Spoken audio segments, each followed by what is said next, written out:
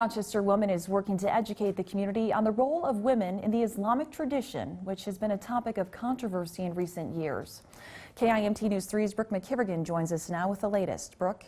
Well, Katie, you may remember Regina Mustafa from when she ran for mayor in Rochester.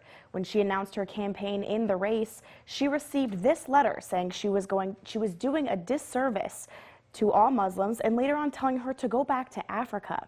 Though Regina has taught this course several times, after receiving this note, she knew she wanted to help educate members of the Rochester community on the role of women in Islam.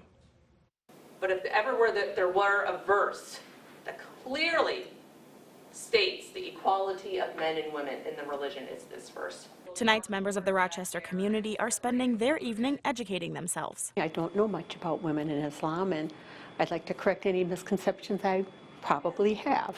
One of the most common misconceptions about Muslim women is that we are oppressed, or somehow our religion does not give equal rights to women than to men in Islam. Regina points out this verse in the Quran, which speaks of both sexes as equals. Men and women who pray, men and women who fast, men and women who give to charity, men and women who guard their modesty. It's not just saying women, it's saying men and women. And as for the common misconception that men are allowed to hit women in this religion, it may come from this verse, which directly translates to English as in the last resort of the worst circumstance where your wife is acting wrong, strike them.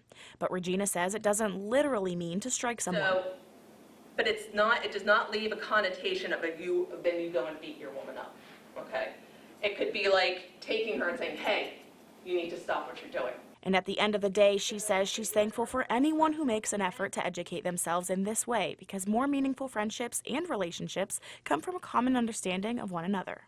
Just a better understanding of who their neighbors are, who their coworkers are, the parents of their, kids' friends and stuff, and just to be able to help, enable people to have better, more meaningful relationships.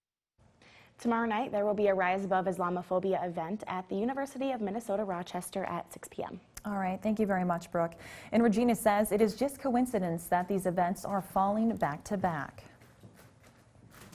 And when a city grows, its departments need to grow with it. How Rochester's fire department is preparing for expansion. Plus, we're finding out how the expansion of a popular trail is moving forward despite a major setback.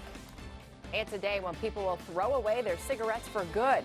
The Great American Smokeout. A look at what doctors say may be the best approach for quitting smoking.